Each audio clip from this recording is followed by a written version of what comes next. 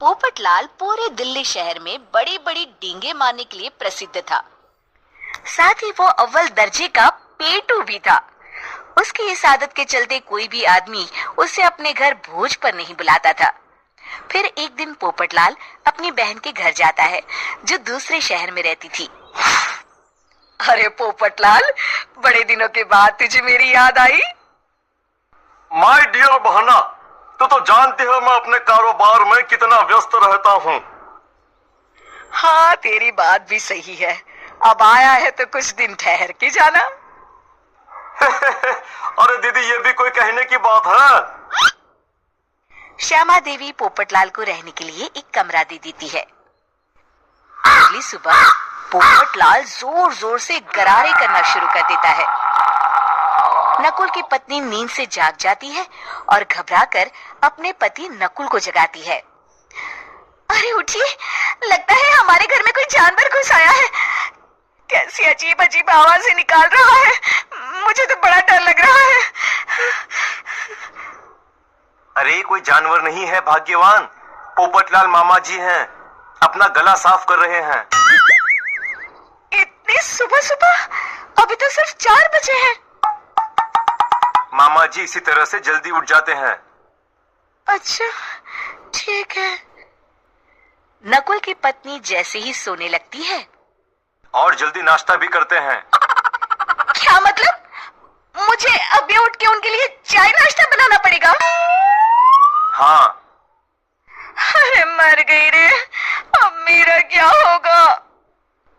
फिर थोड़ी देर के बाद नकुल की पत्नी मामा जी के लिए चाय नाश्ता बनाने में जुट जाती है। अरे भाई वाह, बड़ी अच्छी खुशबू आ रही है। बहू, जो भी बना रही हो फटाफट ले आओ, जोरों की भूख लगी है। हाँ मामा जी, अभी लाती हूँ। देखते ही देखते पोपटलाल सारा नाश्ता चट कर जाता है। बहू, कल से पराठे में देसी घी ज्यादा डालना, आज कुछ मजा नहीं आया। हे भगवान, इसका नाम तो पेटू लाल होना चाहिए था। पूरे 10 लोगों का नाश्ता अकेले हजम करने के बाद भी इन्हें मजा नहीं आया। इस तरह रोज पोपटलाल सुबह सुबह घर के सभी लोगों को नींद से बेवक्त जगा देता था और हमेशा खाने की उल्टी सीधी फरमाइश करते रहता था। देखते ही देखते गुप्ता परिवार की दिनचर्या अस्त व्यस्त हो जाती है। अरे भाई, खाने का असली मजा तो इस घर में है। अरे माँ, ये पोपटलाल मामा यहाँ और कितने दिन रुकेंगे? ये अकेले इतना खाना खा जाते हैं कि आज राशन वाला मुझसे पूछ रहा था कि अरे भाई, क्या आप लोगों ने घर में हाथी पाल लिया है? अरे बेटा, अब घर के मेहमान को कोई सीधे मुंह कैसे निकाल सकता है? माँ जी, अब बर्दाश्त की इंतहा हो गई है। मैं अकेले इतना काम नहीं कर सकती। आखिर मैं भी इंसान हूँ। मैं कल ही अपने मायके चली जाऊंगी। अरे भाग्यवान, हम सबको मुसीबत में अकेला छोड़कर तुम कहाँ जा रही हो? जरा सब्र करो, मैं कुछ सोचता हूँ। अगले दिन एक डॉक्टर साहब उस घर में आते हैं।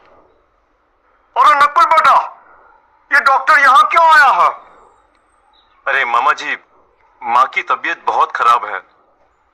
तबीयत तो खराब होगी ही, तुम लोग उल्टा सीधा खाना जो खाते रहते हो। देखो नकुल, मैं तुम्हारा फैमिली डॉक्टर हूँ, इसलिए आज से मैं जो कहूँगा तुम सबको वही खाना रोज खाना पड़ेगा। आजकल कितनी बीमारियां फैल रही हैं, पता भी है तुम्हें? आज से तुम सब सिर्फ सलाद और करेले का जूस पियोगे, समझे? डॉक्टर अंकल, आप ठीक कहते हैं। पोपटलाल घबरा के, अरे क्या खाक ठीक है भांजे? ये डॉक्टर सीधे सीधे हमें घास फूस खाने के लिए कह रहा है। अरे मैं कहता हूँ, भगा इस डॉक्टर के बच्चे को यहाँ से। अरे मामा जी, डॉक्टर साहब ठीक ही तो कह रहे हैं। इसी बहाने आपका इतना बड़ा पेट जो बाहर निकला हुआ है वो अंदर हो जाएगा।